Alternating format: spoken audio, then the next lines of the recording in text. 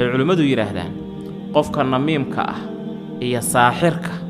waxaa sii daran midka namiimka dadka isku dira dabadoolaha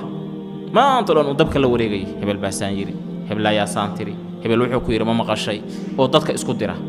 sababtu waxa weeye midka saaxirka ah waxa laga yaabaa sixirkiisu hal iyo labo laakiin waxa laga yaabaa kanuu dirala u sameeyay bulshooyin dhan inay isugu halaagsamaan bulshooyin dhan qisay sheegaan ma aqaan inay sugan tahay in kaleeto nin adoon ah oo diralaha dadka aad isugu dira baa ninkii lahaa wuxuu ku talagalay inuu isdhaafiyo suuqu keenay nin baa wuxuu yiraahdaa ka iibsanaya markaas yiri iga iibso laakiin ogow nin afaysan weeyaan iska ilaali ninkaas waa nin aad dadka isugu dira uu iibsada kii gurigiisu geystay suu gurigu u joogay buu ninkii soo iibsaday islaantiisi wuxuu ku yiri odagaaga kuma jecla odayga aan ku qabaay kuma jecla ma rabtaa inuu ku jeclaado saytiraha markuu seexdo midi inta soo qaadatay iyo sakiin iyo wax la mid ah timaha garka kaga yaala kuwiisa hoose qayba kamid ah ka jarjar bay ha ku jeclaanaya si fiican buu ku jeclaanaya waaye ayadii go'aankaas ay qaato waxay rabtaa odaygadu si fiican u jeclaado odaygii buu inta u tagay buu wuxuu ku yiri islaantan guriga ku joogta nin kale saaxiib la tahay inay nin kale saaxiib la tahay keliyana kuma ekee inay adiga ka takhalusay rabtaa aday ka takhalusaysaa waxaad ku garan lahaydna waan kuu sheegayaa caawa markaas seexatid indhaha isgelin is ilaali waardiye iska qabo ayadoo midi la wareegaysa aad arki doontaa kow inay kaaga siiso ninka kalena ay aaday rabtaa hadda ma hurda ka soo go'aysa ninka hurda ka soo go'i mayso indhuhu isdaba dhiga qof hurdu iska dhiga haya ayadiina waa miskiin raaliyaha waxay rabtaa inay timahan hoose inta ka jarto garka oo hore ka jeclaado ayadoo midi la socota ayay timi garkeeba la soo aaday markaas wuxuu sheegay rubada kugu dhufanaysa intuu ka qabtay buu kow kaga siiyay wuu dilay reerkeedii baa waxay maqleen in gabadhii la dilay inta soo ordeen bay asagiina dilay labadii qabiil baa meeshii dagaal ka bilowday yaa bilaabay dirala bilaabay Soomaalidu waxay yiraahdaan dabkii munaafiq shido muslim baa ku gubta yiri waxaan ku lahaa dukaan suuqa Bakaara waxa ii timid buu yiri hooyo Soomaaliyeed oo ku qiyaasay 40 iyo xogaa jir oo gaari gacan sidata markaas waxa igu tiruu yiri walaal wax lagu qaado ma haysaa way shaqaysanaysaa gaari gacanka ku shaqaysanaysaa wuxuu yiri waan fiiriyay wax la ii qaado markaa ma aan haysan dukaankayguna saa uma sii weynayn laakiin marka aan fiiriyay rafaadka iyo macluusha ka muuqata gabadha iyo gaari gacanka ay sidato oon qiyaasi karo waxa u geeyay inay gaari gacan Bakaaraha ku dhex wado marba dukaan istaagto tiraado kiish sonkora ma ku qaada aan garan karo waxa ku qasbi kara ayaan saa markaan u fiiriyaa wuxuu yiri waxaan is iri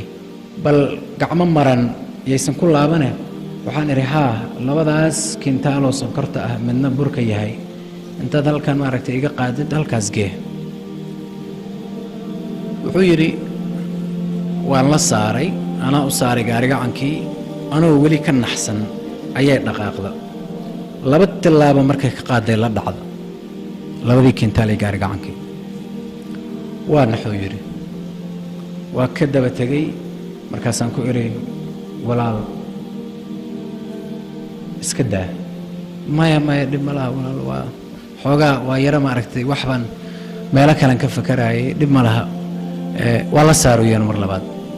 dukaankan ku soo laabtay kursi kan oo kale ku fariistay halkaas oo kale laba tilaabo kale markay qaaday hadana la dhacdo markaasaan ka daba tago waxaan ku reeroode walaalay ummadda nabi maxamed hadaad ka mid tahay lacagtii hoo imisaad iigu geyn lahayd intaas $5 $4 waxay ahaataba hoo waa taqaado waxba ha qaaday anaa geysan ilaahay khayra ku sii iska soo maya tiri maya abadan waa inaan qaadaa on shaqaystaa oo halkii aad tiri bakhaarka kale iigay aan ku geeyo walaal iida aan shaqaystaa inagoo murmaynuu yiri oo meeshii wada taagan ayaa waxaan hoos u fiiriyay hal mar lugaheeda iyo dacaska ay qabto markaas waxaan arku yiri dheecaan dhiig u eg oo lugaheeda ka tifqaaya. markaasaan waxaan ku yidhi walaal maxaa dhacay? dhiiggu waa maxay? waa maxay waxa lugaha kaa tifqaaya? waa 2008 waa Muqdisho, waa suuqa Bakaara. waxay igu tiri yidhi hadal wadnaha i kala jaray ilaa maantana aanan weli ka bogsan. waxay igu tiruu yidhi intay xishootay oo xijaabka indhaha saaratay ay si tartiiba waxay igu tiri adeer xalaan umula waxaan shaqaysanayo waa caanihii ilmihii aan xalay umulay aan siin lahaa.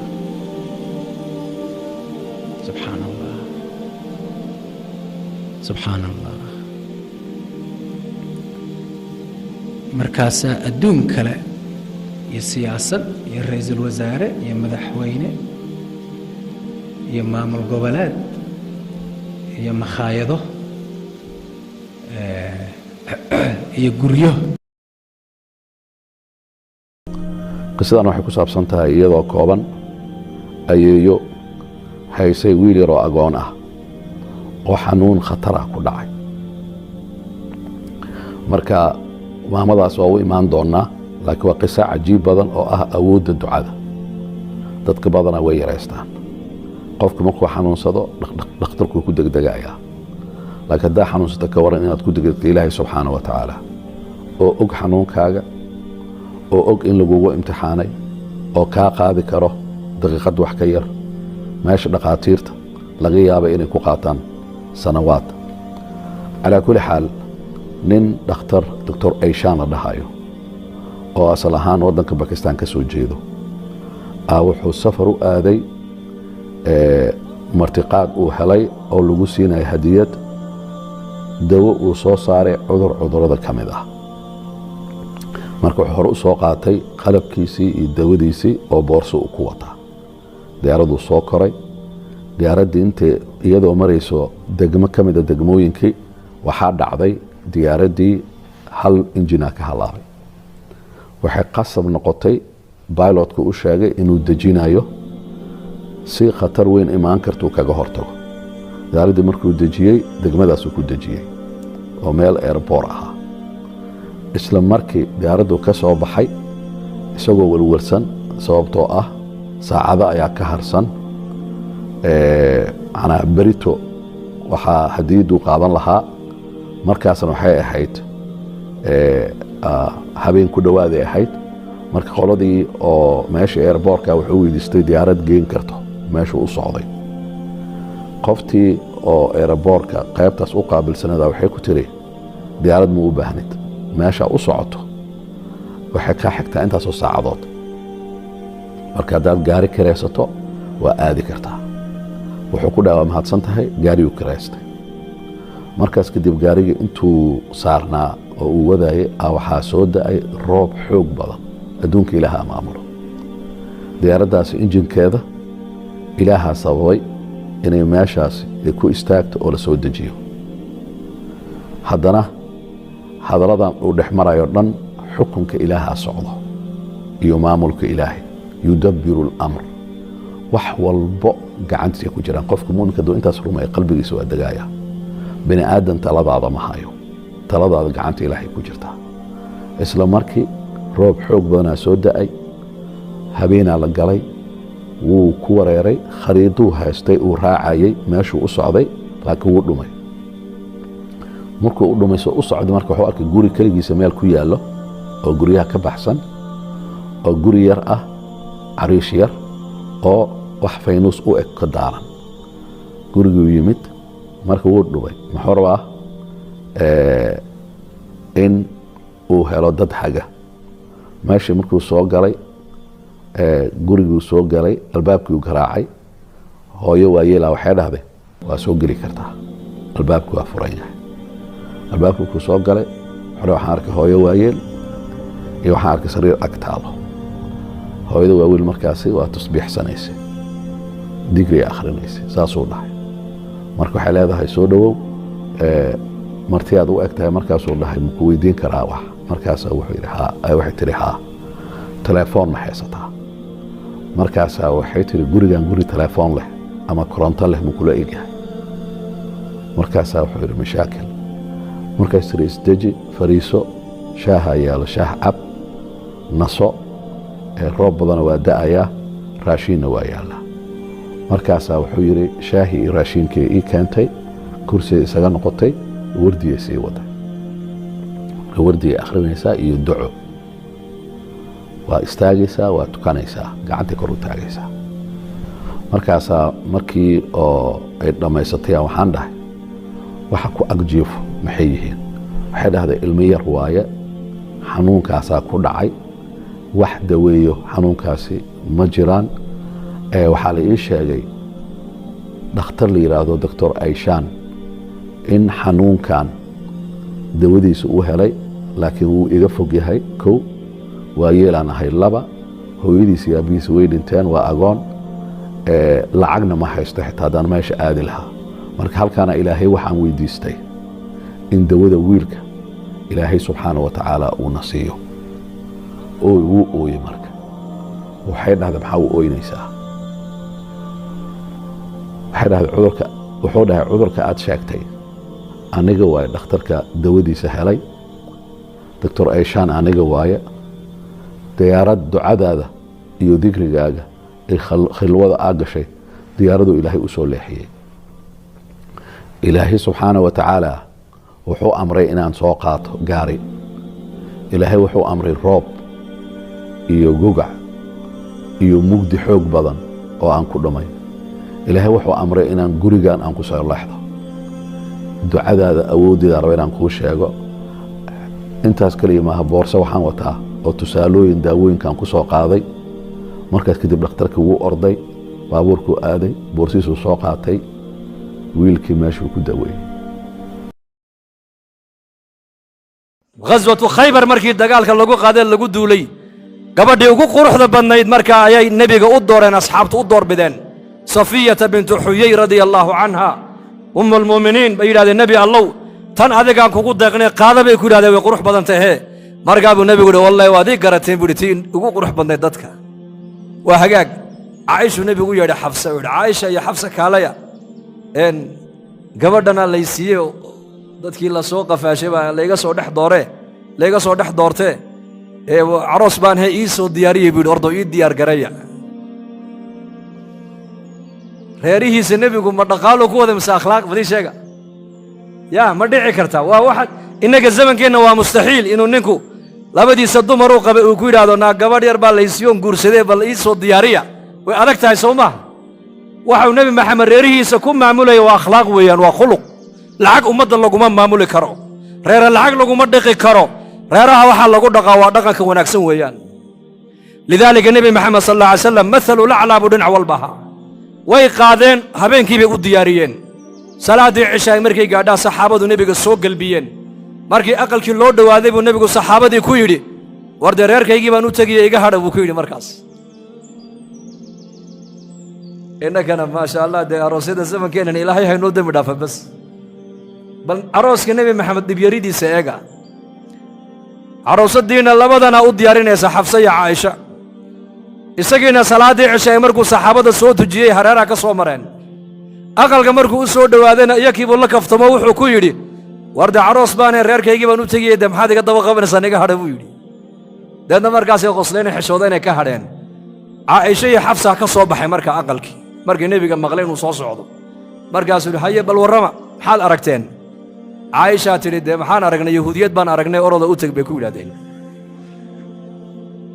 way qurux badnayd baa la yidhi way ka wada qurux badnayd marka weliba xafsaa hadalla adag ku sii hadashay markaa buu nebigu ka daba hadlo yidhi xafsa itaqi allaah ilaahay ka yaab ma cadhoon ma dagaalamin ma qaylyin bal siduu nebigu ula dhaqmay reerihiisa eeg wuxuu yidhi xafsa caaisha gabadha waa muslimad way islaamtay ilaahay ka baqa markaasay leeyihin waa yahuudiyadada u teg bay ku yidhahdeen markaa buu nebigu u soo galay calayhi salaatu wasalaam maalmihii carooska ahaa maalintiina saxaabadu nebigu la joogaa dumarkaa markaa u yimaado markaa gabadha way u weheliyaan oo way u sheekeeyaan maalin maalmaha ka mida buu nebigu u soo galay safiya iyadoo ooyeysa markaa buu nebigu ku yidhi safiya maxaad la ooyeysaa ii sheeg waxay tidhi yaa rasuul allah dumarkaaga qaarkood dhib bay igu hayaan aniga waa teeyate caaisha iyo xafsa oo maxay leeyihiin dee waxay igu yidhahdeen mar walba yahuudiyad baa tahay dee markaa buu nebigu ku yidhi ayakuna maxay leeyihiin dee annaguna gabdha carab baa nahay carabiyaad baa nahay annagu adiguna yahuudiyad baa tahay markaa buu nebigu ku yidhi dee adaa ka nasab fiicane haddii xagga nasabka la eege adiga aabbahaa waa nebi nebi haaruun bay ku abtirsanaysay baa la yidhi aabbahaa waa nebi adeerkaa waa nebi ciise nebi muuse zawjkaagu waa nebi maxamed adaa ka laandheeraysan buu ka yidhi ee markay kuu yimaadaan iska celi saa ugu jawaab maalin dambuu nebigu yimid dee safiya bintu xuyay oo aad u faraxsan bal warran waxay tidhi maanta dumarkaagitaan ku dhigay waa la yaabay tidhi oo maxaad ku tidhi dee kelmadday igu odhan jireen bay iila yimaadeen yahuudiyad markaasaan ku idhi naa yahuudiyaddoon baad igu haysaane aniga aabbahay waa nebi haaruun calayhi salaam baan ku abtirsadaa adeerkayna waa nebiyullaahi muusa calayhi salaam waa kaliimullah odayguna waa nebi maxamed calayhi salaatu wasalaam bal middiinna intaasoo nebi kulansatay halkaas soo dhigaan ku idhay tidhi sheegaan ku idhay tidhi markaasay afka qabsadeenoo way iga yaaceen bay tidhi maanta halkaa un dee ka wad buu nebigu ku yidhi saa dumarka iskaga celi odayaal shiraya oo kada loobsan oo mid walba ushiisii haysto oo geed hoostiis midha arrin dhiig iyo wax ka shiraya annaguna waxba kama warayno orda u soo jawlayo tagan baa la yidhi oo maa ka soo duldhacay anigaana la yidhi mutakalim baa taada hadlaa la yidhi asalaamu calaykum ilaahay dartiis baa idiin soo booqanay mid odayn baa yidhi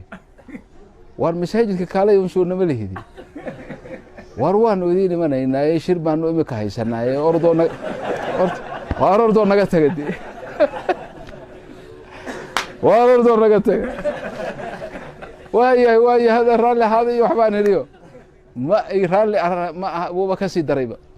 waar goortaasun bay yimaadaan waa naga taga tag baanu iniyo waan dhaqaaqnayo waa kii u shaqaatay dee cagahan wax ka dayni wallahi ushibuu naga soo daba tuuray waa naga tagaan waa garanta marka waa yani wax weynaa ka faa'iidaysanayna wax weyn baa nooga baxay sidaa darteed maasha allah hadda meeshan odayaasha fadhiya waa odayaashii dacwada iyo khayrka iyo tacliinta iyo ku jiray bal waxaan idin dhihi lahaa kolley dee anigu dhibaato daydayda idinma dhahaye bal arrimahaan in wax laga soo dhadhamiyo intan kalena bal hala tijaabiyo khayr raaqibiinta hala tijaabiyaan odhan lahaa insha allah waan garanayaayo markii igu horreysay qole oo imaaraadka ka timid ayaa 87 ayay ahaydoo markaasaan baydhabo u raacay markaasaa la yidhi galabta jawlaha loo baxo jawladii baan baxay anugu markaa masaajidkan sheekh ka ahay oo howlahaygu sudu baradan yihiinoo ma garanaysaa markaa jawladii galabtii markaan u baxnay qolooyinkii makhaayadii ugu horreyseen u tagnay ilaan waxaan u malaynayaa kuwa sacuudiga laga soo tarxiilo oo caraysan bay ahaayeen waa xanaaqsaan carabtan oo cimaamadahan oo bahalkan gaduudan qabanna way arkeen marka waa furkun bay nagu tuureen ma kuwaana hadda meeshaan nagaga daba yimid intay waddankoodii naga soo eriyeen ma hadda arrintiin diin inaad noo sheegtaan waar annaga islaamku waa iska gallay carabta seef lagu islaamiy annagu islaamka annagaa iska gallay annaga islaam noo sheegi maysaan markaasaan damcay inaan waxoogay ka khafiifiyona war ma aha war dadkaad aad moodeysaan maaha dadkan waa dad ilaahay dartiidii ku socda bal warkooda aan dhegaysanno hawadeed anigii baa yaa hilfaha laii qaado waxaa la yidhi wadaadkaagan waxaa caloosha kaa buuran lacag lagu siiyey nimankana lacag ku siiyey naga taga haddii kale waa idin waxa idin gaaro arki doon ala kul xaal waa lana soo eriyey waa soo noqonay marka wallaahi ikhwaani runa idin sheegaya waa galabtii igu horreysay ee jawlo aan baxay ahayd ta'hiirkii aan ka soo qaatay waxay i xusuusisay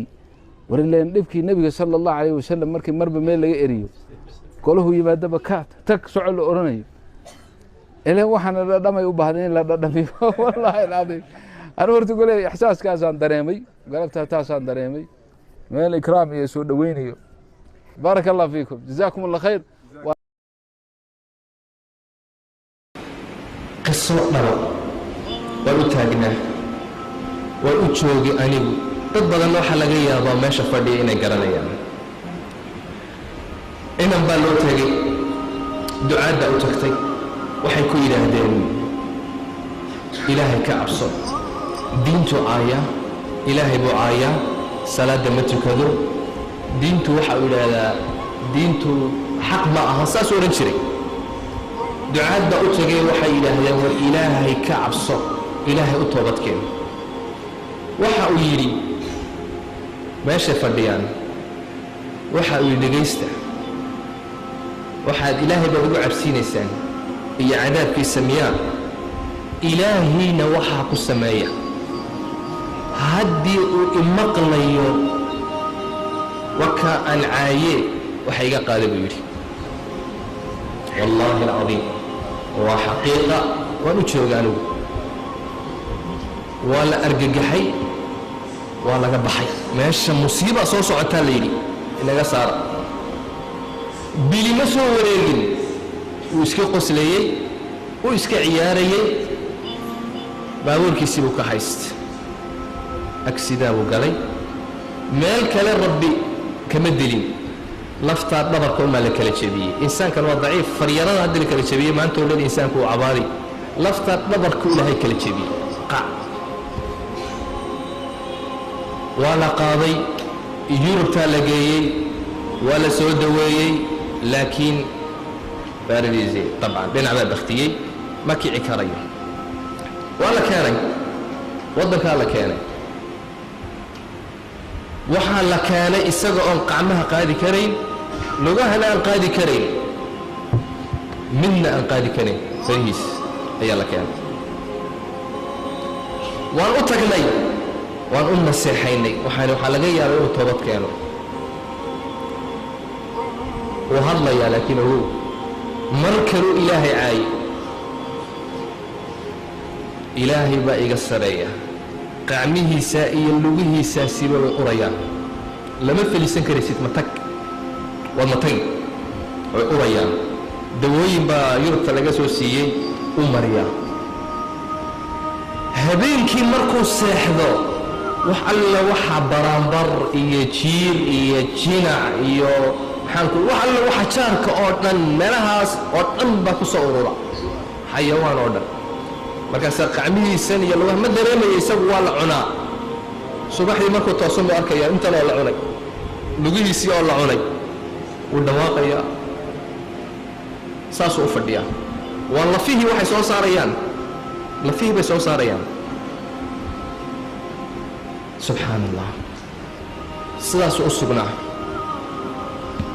wuu fadhiyaa bes waa la fadhiisiiyaa waa la qaadaa dhaqaaq kale male cuntada afkaa loogu ridaa biyaha waa la waraabiyaa saasuu u fadhiyaa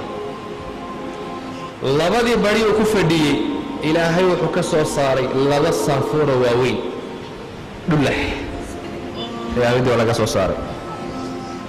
calooshaa loo fadhiisiiyey subaxdii walba dhakhtarka u yimaada waxbaa lagu dhaadhiciyaa waa laga soo sifeeyaa intaasay laa leegin daloolku waa weyni uma fadhiisan karayo caloosha u jeefaa qurmunka ka baxaya xayawaanka jidhkiisa ku soo ururaya silica uu ku nool yahay waan u tagnay isagoo sidaa ku sugan muxuu daawanayaa filimaan xun oo anshax xun buu daawanaya caloosha u jeefaa iirooda wile iiroo filimka ajab yacni waxa weeyaan waa xaaladtii ugu dambaysay ayay ku sugnaa silic cuntadii kuma dhaadhici karayso wuxuu sidaa uu ku sugnaadaba markii dambe hooyadii u beri jiray dadkii qaraabadiisa way ka tegey gabadhi guriga uma shaqayso gabadhii guri ka shaqaynaysa way ka tagtay waana tagayaa bay tiri gurigoo dhan baa uraya hooyadii baa ku soo hadhay xataa walaalkii uu ka tegey xataa walaalkii uu ka tegey wuxuu beri jiray qofka u yimaada walaal iga nax maxaan kuu qabtaa idaldal idil nafta iga qaat inaan dhinto ayaa i dhaanta noloshada ku noolaa xaaladdaasoo ku noola ayuha alikhwa sidii isaga oo ku nool buu dhintay maxaad u malayn ilaahay cadhadiisu way daranta